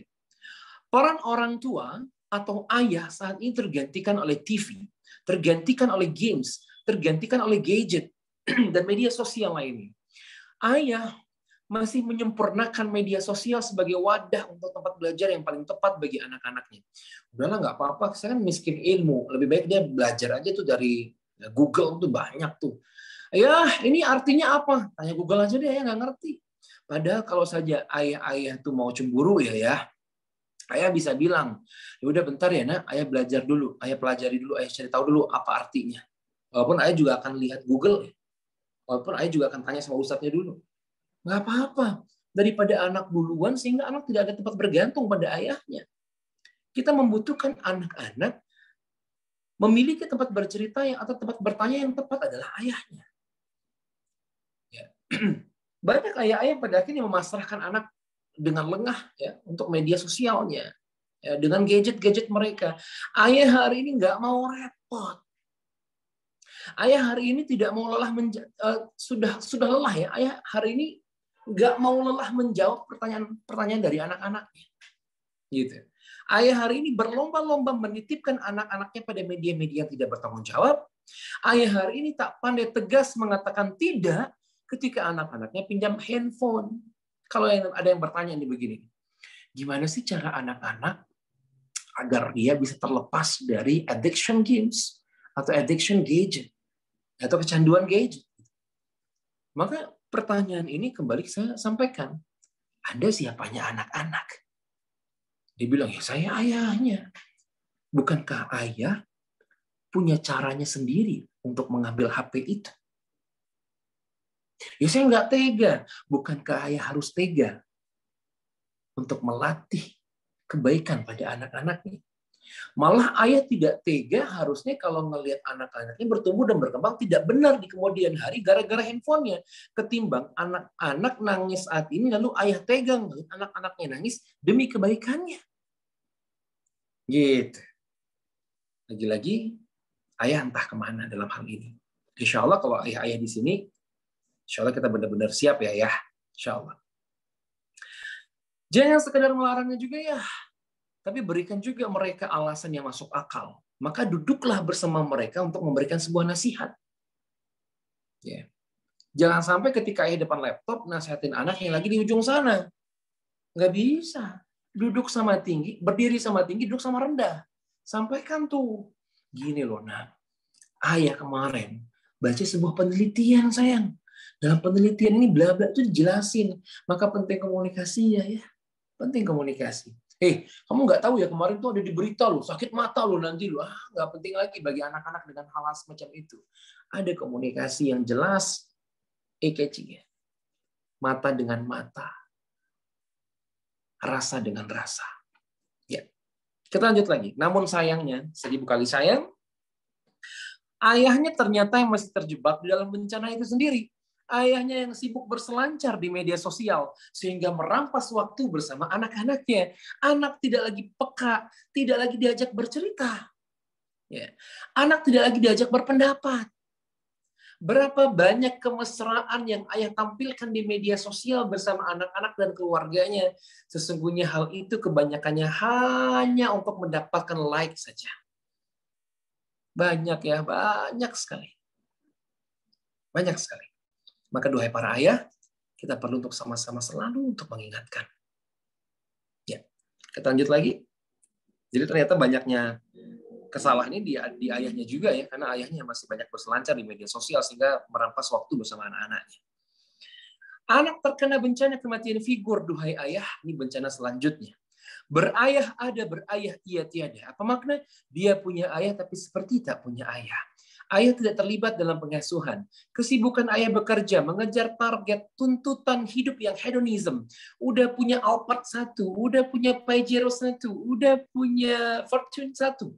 Tapi ternyata nggak bisa puas-puas, tambah lagi. Sehingga ketika dari pagi sampai malam ayah sudah sibuk di luar sana, karena hanya untuk menambah satu lagi koleksi motor dan mobilnya, ayah lagi-lagi keluar sana untuk apa? Untuk memenuhi keinginan dan mimpinya. Mana para ayah waktunya? Udah hilang begitu saja. Ayah-ayah terhutang.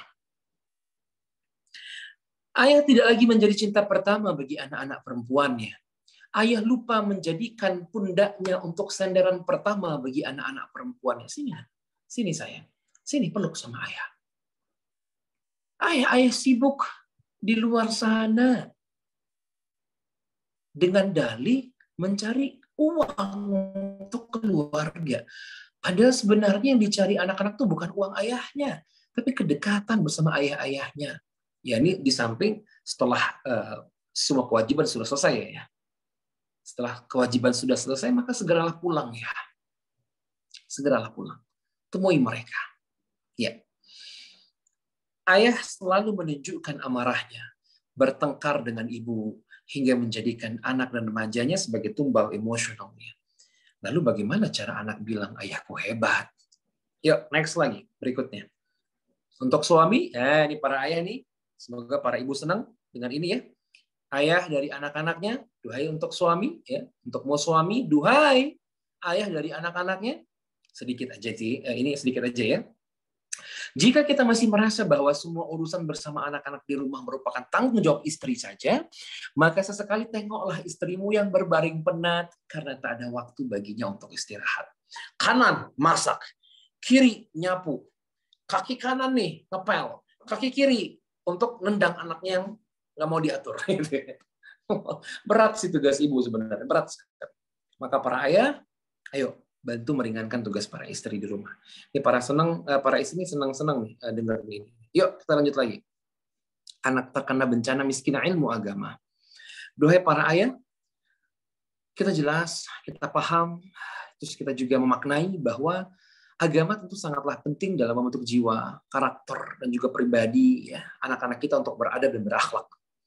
Tapi keliru. Kebanyakan anak-anak kita dibiasakan mendengarkan qala mama wa qala papa. Ma ma'na qala mama wa qala papa. Berkata papa, berkata mama. Tapi tidak berkata Allah dan berkata Rasulullah. Qala Allah wa qala Rasul. Ayah dan ibunya terus berkata, qala mama. Nah, mama enggak suka ya kalau kamu begini. Pokoknya papa enggak suka ya. Papa tuh paling enggak suka kalau anak papa begini. Just it, hanya itu. Tak ada urusan bagaimana Rasulullah, bagaimana Allah menyampaikan hal ini.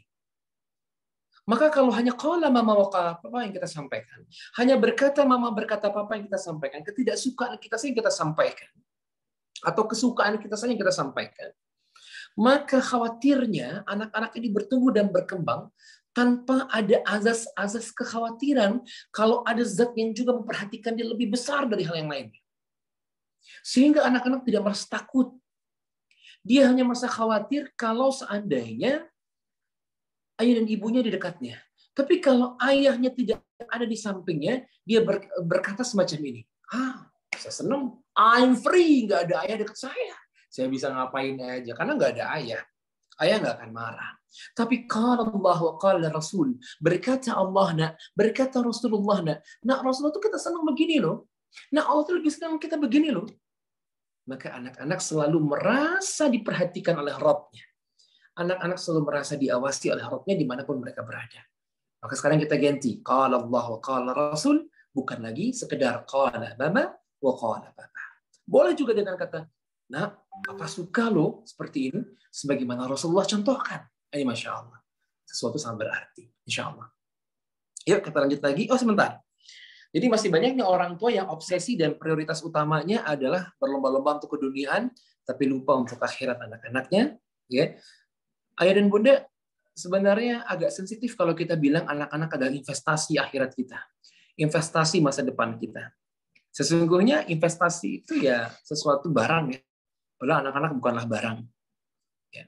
Jadi kalau mau didoakan oleh anak-anak kita, kebaikan-kebaikan, yang penting ada keteladanan tidak dari kita. Ada cinta tidak dari kita. Maka doa-doa itu akan membantu kita nanti. Dari anak-anak yang saleh.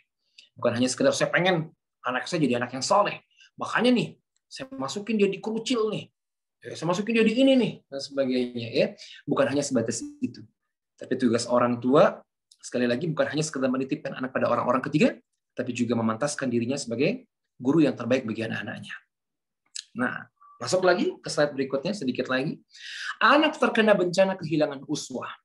Sebaik-baik uswah tentu adalah Rasulullah SAW dan sebaik-baik ayahnya adalah yang mencontoh Rasulullah SAW. Ayah menyuruh anaknya salat tepat waktu, sedangkan ayahnya setiap azan berkumandang masih saja duduk di depan pekerjaannya menggunakan handphone dan lain sebagainya. Kemana para ayahnya? Atau sederhananya dengan contoh keduniaan atau kauni kita. Orang tua tidak mau anak-anaknya merokok, sedangkan orang tuanya sulit berhenti untuk merokok. Di mana uswahnya? Allahu a'lam. Kita masuk lagi ke slide berikutnya. Lalu anak bilang, ayahku hebat. Ayah yang tahu diri nih, pasti bilang, hebatku di mana ya? kok ya ada anak-anak saya selalu memperbagus nama saya di luar sana. Sedangkan saya bagi mereka belum sempurna sesungguhnya. Tapi kok ada ya anak-anak saya menyempurnakan kebaikan saya di luar sana. Saya dibilang baik sama anak-anak saya. Hei, aku punya ayah yang hebat. Tapi di belakang itu semua, ayah-ayahnya harusnya malu. Hebatnya di mana kita ya? Membuat anak sepenuhnya yakin bahwa ayahnya benar-benar hebat. Gimana sih caranya? Yuk, kita bantu dengan cara-cara ini. Next. Pertama, ada berapa slide lagi nih? Yuk ayah, mulai detik ini, ayah sudah harus membiasakan memperbanyak komunikasi dengan anak dan saling curhatlah. Kalau ada anak-anak yang jarang curhat sama ayah, maka ayah duluan tuh yang curhat sama anak. Contoh sederhana nih. Syahdan, ini anak saya yang kedua ya. Syahdan, Abati pengen cerita loh nak. Tadi tuh, Abati kan puasa. Tapi Abati capek banget ngomong terus disuruh sama Kari. Suruh ngomong terus sama Kari. Ya.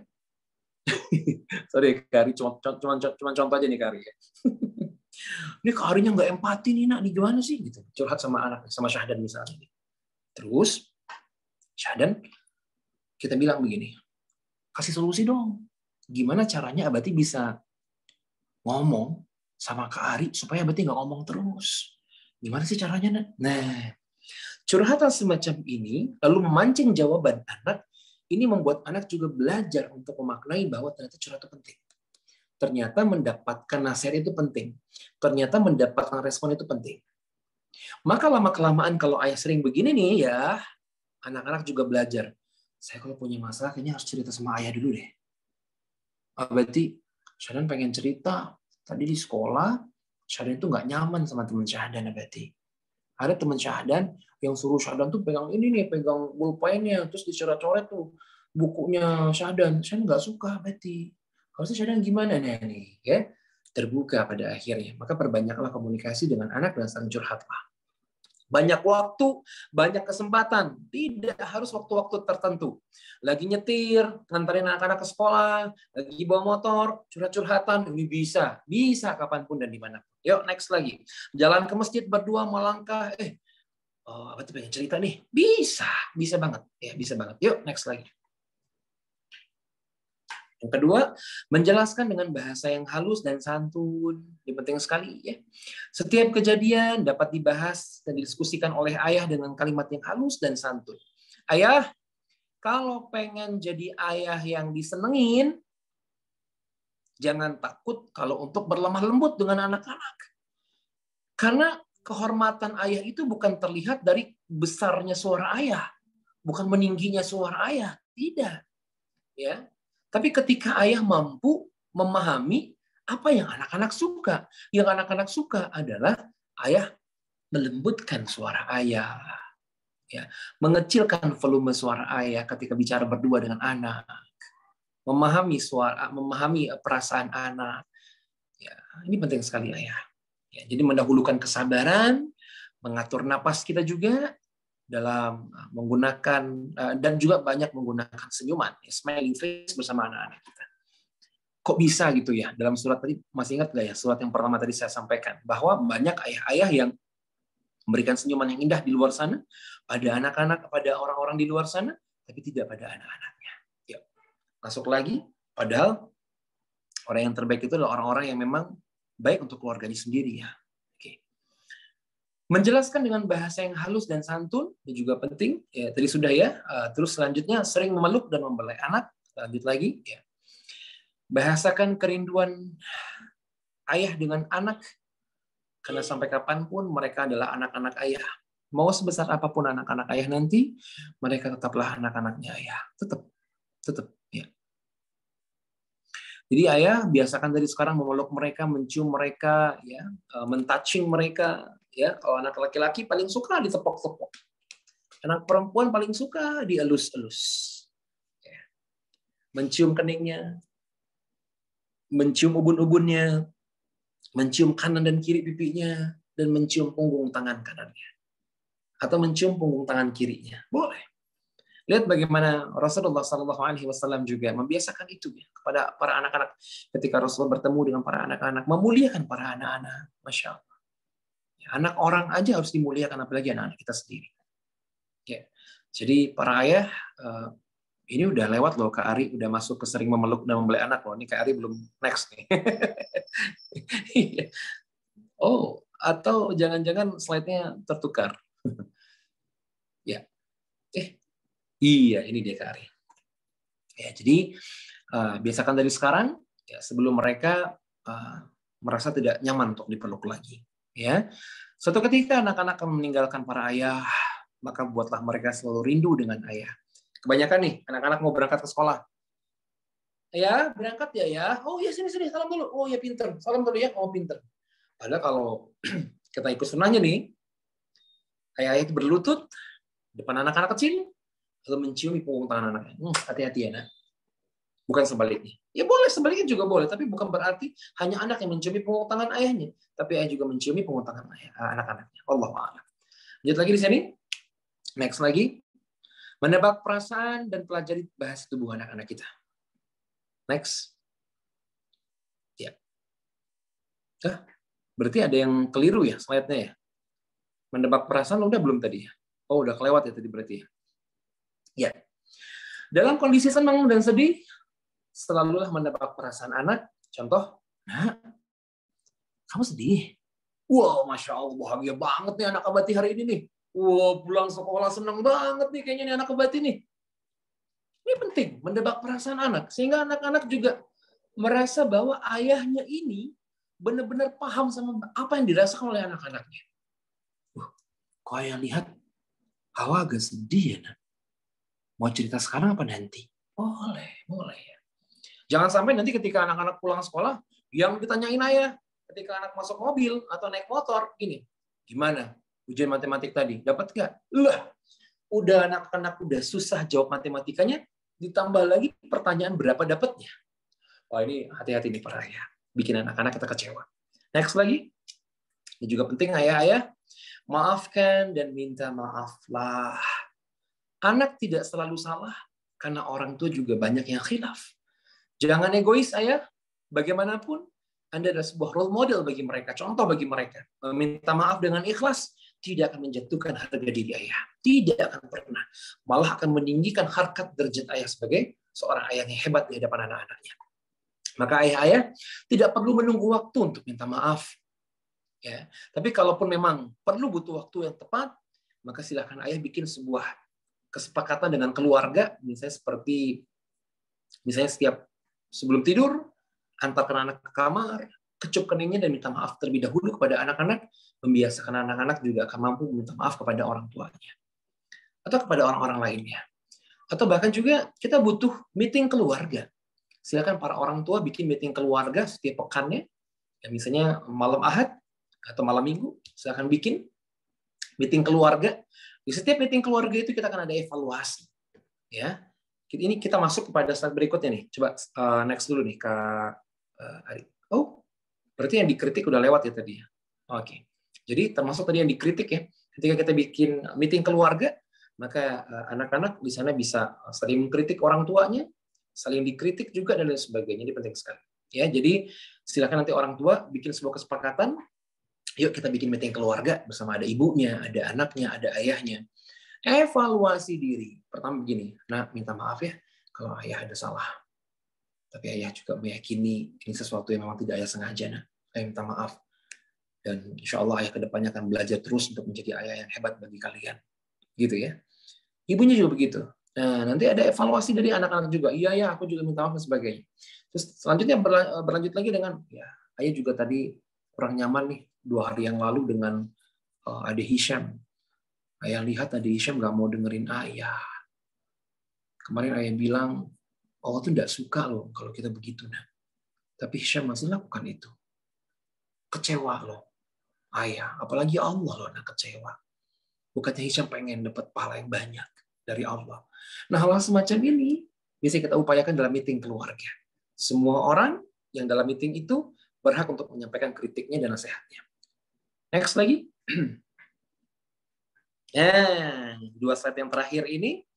Banyak ayah yang bersikap sangat dewasa saat berhadapan dengan anak-anaknya, menjadi sangat kritis dalam menilai tingkah laku anak-anaknya, padahal bagi anak-anaknya tingkah laku tersebut tidak lebih dari sekedar apa yang adanya di usia mereka. Ayah mempersulit sesuatu yang sebenarnya sangat mudah, menghakimi dan menghukumi dengan alur penyelesaian orang dewasa yang begitu rumit. Jangan-jangan yang salah itu bukan perilaku anak-anaknya ya, tetapi respon ayah yang menempatkan anak-anaknya sebagai orang dewasa. Atau jangan-jangan ayah semacam ini hadir sebagai ayah yang membawa pengalaman masa kecilnya, padahal ayah hanya perlu melatih menyederhanakan kesempurnaan pikirannya. Cukup dengan menyadari anak-anak bukanlah orang dewasa yang kerdil dan mungil. Yang terakhir, ayah, di slide berikutnya. Ayah Ari, iya. Slide berikutnya adalah anak-anak tetaplah anak-anak. Krucil. Mereka bukan orang dewasa yang kerdil. Mereka bukanlah miniatur orang dewasa dan mereka bukanlah boneka. Saat ini, banyak sekali orang dewasa yang kekanak-kanakan karena masa kanak-kanaknya telah dirampas oleh orang tuanya. Maka, pulangkan hak-hak dari anak-anak kita, be best friend father for children. Ayah, pulanglah untuk menjadi ayah yang hebat, segera tunaikan pengasuhanmu yang masih terhutang. Barakallahu fikum. Kita lanjutkan dengan Kak Ari. Tafadhal. Masya Allah, jazakumullah khair Kak Hafidh. Ini pembahasan yang luar biasa ya. Ini juga menjadi teguran buat anak juga ya sebagai ayah dari 3 orang anak. Masya Allah. Nah, ini kita langsung buka sesi tanya jawab ya Kak Hafidh ya. Boleh. Sudah ada 3 penanya nih. Pertama dari Pak Muhammad Taufik. Beliau bertanya, bagaimana cara mengatasi anak yang suka cemburu berlebihan, cemburu kepada adiknya terutama seperti itu Kak? Baik. Boleh langsung jawab, Kak Ari? Ya, tafadhol. Masya Allah. Jazakallah atas jawabannya. Semoga ayah yang bertanya juga Allah mudahkan menjadi ayah yang hebat ya bagi anak-anaknya. Insya Allah. Mungkin kita harus tahu dulu usia berapa anak ini. Karena memang setiap usia itu biasanya ada hal-hal yang berbeda. Tapi anggaplah ini anak secara umumnya ya. Secara umumnya, jadi memang kalau kecemburuan itu terjadi, biasanya terjadi namanya sibling rivalry. Sibling rivalry ini adalah sesuatu di mana anak-anak itu cemburu karena perlakuan ya dari ayah atau ibunya yang lupa menjelaskan bahwa ada hak-hak dan kewajiban masing-masing yang berbeda. Jadi sebenarnya untuk mengatasi ini, duhai para ayah, yang paling penting adalah edukasi dari ayah dan ibu bahwa anak yang kecil punya hak ini, anak yang besar punya hak ini, anak yang kecil punya kewajiban ini, anak yang besar punya kewajiban ini. Hal semacam ini terus disampaikan bahwa antara hak dan kewajiban tidak bisa disamakan dan tidak bisa diserupakan. Maka dalam hal-hal semacam ini, lagi-lagi ayah dan ibu memang harus bersabar dalam memberikan pemahaman kepada anak-anak kita. Karena memang yang namanya anak-anak bukan orang dewasa yang gampang ngerti ya dengan apa yang kita sampaikan. Maka yang perlu sekali adalah bagaimana kesabaran orang tua untuk terus menyampaikan, nah, terus diedukasi ya, bahwa ini loh, adik punya hak ini. Adik harus ditemenin nih tidurnya. Karena kalau nggak ditemenin, takutnya nanti adik jatuh dari dipannya, dari tempat tidurnya, dari ranjangnya. Jadi ayah harus temenin dulu adik sampai usia sekian misalnya begitu ya misalnya. Nah, kakak pulang sekolahnya agak telat. Makanya kakak punya uang jajan yang lebih banyak. Bukan berarti ayah nggak sayang sama kakak. Jadi kita menempatkan setiap kewajiban dan hak itu sesuai dengan anak-anak usianya. Ini penting sekali. Maka hal-hal semacam ini perlu kita berikan terus pemahaman kepada anak-anak kita. Dan memahamkannya juga tidak dengan reaktif ya. Karena kita dengan orang tua, kamu tuh tidak ngerti-ngerti, kamu tuh udah besar loh, ngalah dong. Nah ini juga hati-hati orang tua. Orang tua yang terlalu sering nyuruh anak-anak yang besar ngalah terus sama adiknya. Sekarang lihat, mana yang salah. Kalau memang mereka rebutan mainan, walaupun yang satu usia 5 tahun, yang satu usia 8 tahun, bukan berarti 8 tahun harus ngalah. Sedangkan yang salah adalah yang 5 tahun, ngerebut mainan yang 8 tahun. Nah, nggak bisa dong. Nggak bisa. Tetap anak yang 5 tahun disuruh ngalah, karena itu bukan mainan dia. Tapi si yang besar tadi tetap diberikan pemahaman bahwa, nah, kalau kita bersabar, pasti surga untuk kita. Jangan marah. Ya, jangan marah. Tapi kalau kakak mau bantu adik, mungkin pinjamkan sebentar, nggak apa-apa. Tapi lagi-lagi, anak juga harus belajar untuk mempertahankan hak-hak mereka. Karena untuk tumbuh kembang mereka ke depan. Gitu. Sehingga kalau itu memang hak mereka, pertahankan. Nah, ini punyanya kakak. Kakak harus bertahan, itu punyanya dia. Gitu. Tapi kalau kakak mau bersabar misalnya, diajarkan kebersabaran kepada si kakak untuk si adik, ini sah-sah saja, tidak mengapa juga. Jadi intinya ini sebuah seni bagi orang tua untuk menyampaikannya. Ya, Allah a'lam. Baik, ada pertanyaan lagi nih ke Hafiz. Mohon izin bertanya, apa yang bisa dilakukan agar anak perempuan tidak membenci ayahnya dan tetap berbakti kepada ayahnya dengan kondisi anak perempuan tersebut tidak dibesarkan oleh ayahnya karena perceraian dan ayahnya memutus komunikasi dengan anaknya. Syukron. Masya Allah. Semoga Allah mudahkan anak perempuan ini tumbuh dan berkembang menjadi anak-anak yang selalu birrul walidain. Jadi ini sebenarnya tidak mudah. Karena memang ayah tidak pernah mau hadir dalam pengasuhan. Sesuatu yang berat. Tetapi bukan berarti tidak mungkin. Para ibu untuk menyampaikan kebaikan-kebaikan para ayah di hadapan telinga atau mata atau penglihatan anak-anaknya. Walaupun anak-anak tidak dipertemukan atau tidak pernah diperdengarkan suara ayah dan sebagainya. Tapi ini syarat dengan makna bahwa bagaimanapun anak-anak kita dengan traumatiknya tidak memiliki ayah, anak tetap harus mendapatkan cerita baik tentang ayahnya. Minimal kamu punya ayah. Kamu punya ayah. Ayah juga punya kebaikan loh. Dulu ayah memilih ibu. Ayah tanggung jawab dulu memilih ibu. Dulu ya. Kita bahasnya dulu nih. Sehingga yang kita ungkapkanlah kebaikan-kebaikan ayah yang dulu. Sebelum anak 18 tahun. Karena kalau anak sudah 18 tahun, kalau anak masih tanya juga bagaimana ayah sesungguhnya, baru ibunya boleh jujur. Kenapa? Karena penting usia anak itu usia di mana anak tumbuh dan kembang perlu memiliki balancing. Ayah yang baik dan ibu yang baik. Sehingga keburukan-keburukan ayah sebaiknya disembunyikan dulu. Bukannya kita berbohong, tidak. Tapi kita sembunyikan dulu. Karena yang diinginkan anak adalah dia memiliki ayah yang baik. Ya, ini penting sekali. Terus selanjutnya, kita juga butuh figur-figur ganti atau figur-figur tambahan. Walaupun tidak ada ayah sambung misalnya, tapi kita juga bisa bantuan dari pamannya, dari kakak laki-lakinya, terus juga dari kakeknya dan lain sebagainya. Ini penting sekali. Kalau seandainya sudah ketahuan nih buruknya ayah mungkin di telinga anaknya oleh ibu mungkin sudah pernah dengar cerita dari orang lain tentang buruknya ayah, maka tugas orang tua adalah tidak ikut memberi bensin, tidak ikut memberi minyak tanah, tetapi ikut mengajarkan anak bagaimana cara memaafkan. Ini paling penting. Karena memang kalau tidak diajar maaf dari sekarang, berarti anak itu memelihara rasa sakitnya. Maka orang tua lebih sakit itu lebih sakit menunggu orang minta maaf ketimbang duluan memaafkan. Lebih sakit. Maka ajarkan anak kita lapang perasaannya, lapang hatinya untuk memaafkan orang-orang yang pernah menzoliminya. Atau bahkan menzolimi keluarganya. Allahu a'lam. Tapi yang paling penting, bagaimanapun figur ayah tetap harus ada.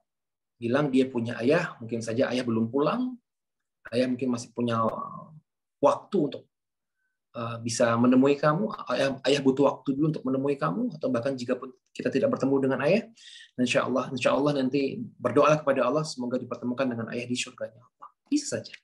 Jadi kita memunculkan hal-hal yang positif dalam hal ini. Allahu a'lam. Masya Allah. Ada satu pertanyaan lagi nih ke Hafiz, kurang lebih mirip-mirip sedikit ya. Izin bertanya Kak, bagaimana jika anak tidak mendapatkan sosok ayah dari kecil karena perceraian, tinggal dengan kakek neneknya, namun kakeknya pun tidak cukup bisa menggantikan sosok ayahnya karena pola asuhnya yang keras. Si anak saat ini bisa dibilang seperti trauma dan membenci kakeknya juga karena pola asuh tersebut. Mohon nasihatnya Kak, apa yang bisa saya lakukan untuk si anak tersebut? Subhanallah, ini berarti cukup complicated ya. Mm-mm. Iya, sebenarnya jikapun lingkungan terdekat itu circle terdekatnya, ini yang bertanya berarti orang lain dari keluarga mungkin ya. Mungkin gitu ya Kak Ari ya. Mungkin Mungkin bukan sepertinya. keluarga ya mungkin ya. Ini kita apa namanya? Kita mungkin kan ini adalah di luar dari keluarga. Jadi kalau memang dari circle keluarga terdekat tidak ada yang mampu memberikan peran yang baik atau figur yang baik atau pemenuhan figur yang baik kepada anak, maka mungkin kita ketika bisa bersama dengan anak-anak, kita bisa hadirkan figur ayah yang baik. Bisa mungkin kita bercerita tentang bagaimana dulu di zamannya para nabi-nabi kita, ya, ketika ayahnya tidak ada, bagaimana pengorbanan mereka dan sebagainya. Ini bisa kita lakukan. Ya. Jadi kisah-kisah ini penting juga kita sampaikan kepada anak-anak yang mereka tidak punya ayah. Dulu bagaimana Nabi Muhammad SAW, bagaimana Nabi Musa, bagaimana semua nabi yang ditinggal oleh ayahnya dan yang berjihad di jalannya Allah, mereka masih tetap bisa berdaya. Ini yang perlu kita sampaikan kepada anak-anak yang tidak berayah. Dan tanda kutip, ya, bahwa mereka tetap bisa bertumbuh dan berkembang, ya, tetap bisa bertumbuh dan berkembang tanpa figur ayah. Tapi masih banyak figur-figur ayah yang masih menyayanginya, atau bahkan yang bisa mereka contoh. Di kemudian hari mungkin mereka akan jadi seorang ayah, mereka akan belajar bagaimana menjadi seorang ayah dari cara orang mendidik yang lain, cara keluarga-keluarga lain bisa mendidik anak-anaknya.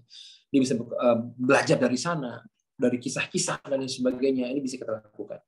Tapi bagaimanapun kalau memang ini bisa kita bantu lebih detail, tentu kita bisa bawa anak ini karena dia punya traumatik ya, kita bawa ke tenaga-tenaga kesehatan jiwa, ya, psikolog klinis, atau mungkin juga asatis-asatis yang juga memahami bagaimana pola pengasuhan yang baik. Dia butuh didekatkan dengan orang-orang yang berilmu, ya, dia butuh didekatkan dengan orang-orang yang mungkin memiliki peran laki-laki yang cukup baik, atau sering-sering mendengar misalnya kayak ceramah-ceramah yang juga baik. Misalnya diantaranya ya, mohon maaf ya teman-teman, mohon maaf nih kalau saya iklan ya, ada Kak Erlan misalnya, begitu ya. Itu kan juga sosok-sosok ayah yang bisa mereka bangga ya, punya sosok-sosok yang mereka belajar dari sana, gitu ya. Jadi atau mungkin ada Kak Yogi, ada Kak Fajar, ayahnya Mafaza, bapaknya Mafaza, masya Allah, bisa dilibatkan dengan orang-orang semacam ini. Ya, intinya mereka tidak merasa sendiri dalam tumbuh kembangnya. Wallahu a'lam.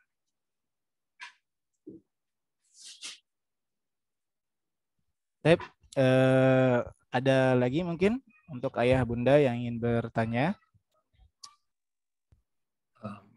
Kak Ari, Ah? sepertinya saya harus pamit dulu. Boleh nih? Boleh. Mungkin kita cukupkan saja untuk 3 pertanyaan, ya Kak ya. Masya Allah. Mungkin ada sedikit nasihat untuk ayah ibu, Kak Hafidz, tafadhol untuk penutupan. Ya, ayah, selagi ada waktu, sesuatu yang terhutang segera ditunaikan saja ya. Jangan menunggu lama-lama, karena kita nggak tahu sampai kapan Allah berikan waktu untuk kita dalam mendidik anak-anak kita. Yuk, segera menjadi ayah-ayah yang hebat untuk dunia dan akhirat. Assalamualaikum warahmatullahi wabarakatuh. Waalaikumsalam warahmatullahi wabarakatuh.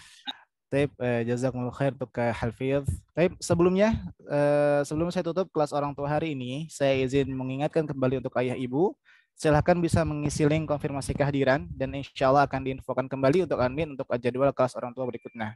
Nah, di sini ada insya Allah pada hari Rabu pagi jam 10 akan ada kelas dari Kak Yogi Kusprayogi.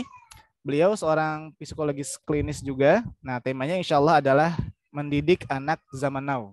Ya, Taib. Mungkin sekian dari saya. Kurang lebih mohon maaf. Kita tutup dengan baca hamdalah. Alhamdulillahirabbil alamin. Kafaratul majlis. Subhanakallahumma wa bihamdika asyhadu an la ilaha illa anta astaghfiruka wa atubu ilaik. Wassalamualaikum warahmatullahi wabarakatuh.